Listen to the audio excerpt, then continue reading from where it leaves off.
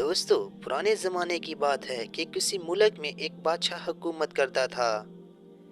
बादशाह के अमीर वज़ीर आराम तलबी की वजह से निहायत सुस्त हो गए थे। उन्हें सैर शिकार और मज़ेदार खाने खाने की आदत पड़ गई थी। सुल्तनत का काम रुका हुआ था और कोई ऐसा ना था कि मुल्क के इंतज़ाम में पूरे तौर पर बादशाह का हाथ बटा सके। बादशाह इनकी आदतों से सख्त तंग आ गया था, मगर चूंकि बहुत अक्लमंद था, इसलिए इसने सोचा कि अगर इन्हें बर्खास्त कर देने से या कोई सज़ा देने से मुल्क में बगावत फैल सकती है, इसलिए किसी न किसी तरह इन्हें समझा दिया जाए कि तुम्हारी ये बुरी हालत है और इसका अंजाम बहुत बुरा होगा। आखिर इसने बड़े गौर के बाद ये तजवीज़ निकाली कि सब दरबारियों के सामने एक आला किस्म की कुतिया के 2 बच्चे मंगवाए और सबसे कहा कि मैं चाहता हूँ कि ये उम्दा कुत्ता अपने पास रखूँ। मैं इन दोनों बच्चों को पालूंगा और 1 साल के बाद तुम्हारे सामने ये दोनों कुत्ते लाए जाएंगे। तुम सबको जो कुत्ता पसंद आएगा हम इसी को अपने पास रखेंगे। सब दरबारियों ने कहा कि हजूर की तजवीज़ निहायत अच्छी है। साल भर के बाद ये 2 अच्छी तरह मालूम हो सकेगा कि कौन सा कुत्ता रखने के लायक है।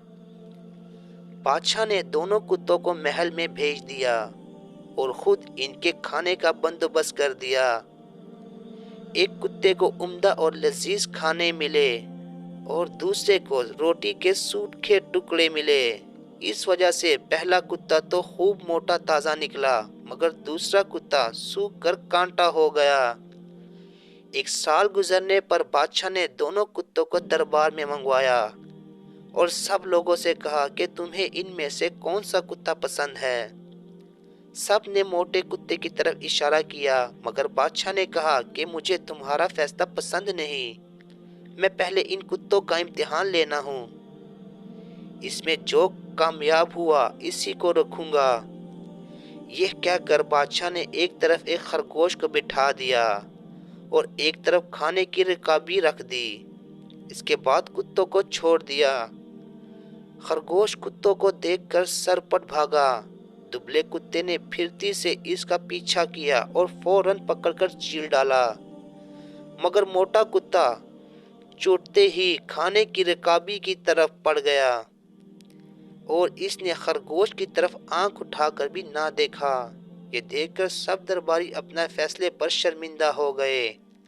बादशाह ने इनसे कहा कि अगर मैं तुम सा अक्लमंद होता तो इसी तरह मोटे कुत्ते को पसंद करता, मगर तुम भी मेरी नज़र में इसी मोटे कुत्ते की मानिंद हो जो अच्छे अच्छे खाना खाकर मोटा हो गए हैं, मगर हमारे किसी काम का नहीं रहे।